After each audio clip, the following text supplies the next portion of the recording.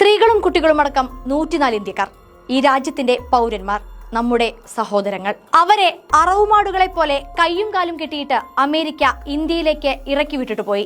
അനധികൃത കുടിയേറ്റക്കാരെന്ന് ആരോപിച്ച് സർവ്വ മനുഷ്യാവകാശങ്ങളും ലംഘിച്ച് US സൈനിക വിമാനത്തിൽ അമൃത്സറിലെത്തിച്ച് നടതള്ളി പോയിട്ടും ഈ രാജ്യം ഭരിക്കുന്നവർ എന്താണ് ചെയ്യുന്നത്? ഒരൊറ്റ അക്ഷരം കൊണ്ട് പോലും ട്രംപ് സർക്കാരിനെ വിമർശിക്കാൻ ധൈര്യമില്ലാത്ത ഭരണാധികാരിയാണ് നമുക്കുള്ളത്. ട്രംപ് ഉറ്റതോഴനെന്ന് അവകാശപ്പെടുന്ന പ്രധാനമന്ത്രി നരേന്ദ്രമോദി ഇപ്പോഴും മൗനത്തിലാണ്. കൈവിലങ്ങഴിക്കുന്നത് US-ന്റെ നയമെന്ന് പറഞ്ഞ് ഇന്ത്യക്കാർക്കേറ്റ പ്രഹരത്തെ ന്യായീകരിക്കുകയാണ് കേന്ദ്ര സർക്കാർ. ഇന്ത്യൻ മണ്ണിൽ വിദേശ സൈനിക വിമാനത്തിന് പ്രവേശനാനുമതി നൽകിയത് രാജ്യത്തിന്റെ പരമാധികാരം ലംഘിക്കുന്ന നടപടിയായി. മെക്സിക്കോ, കൊളംബിയ തുടങ്ങിയ രാജ്യങ്ങൾക്ക് പോലും കുടിയേറ്റക്കാരുമായി വന്ന US സൈനിക വിമാനത്തിന് അനുമതി നിഷേധിച്ച് വൻ പ്രതിരോധം തീർത്ത ഘട്ടത്തിലാണ് മോദി സർക്കാർ വിനീത വിധേയരായി നിന്നത്. പല സ്വപ്നങ്ങളുമായി വിദേശ നാട്ടിൽ പോയി ജീവിച്ച മനുഷ്യർക്ക് അവർ നേരിട്ട മനുഷ്യാവകാശ ലംഘനങ്ങൾക്ക് ആരാണ് മറുപടി പറയുക?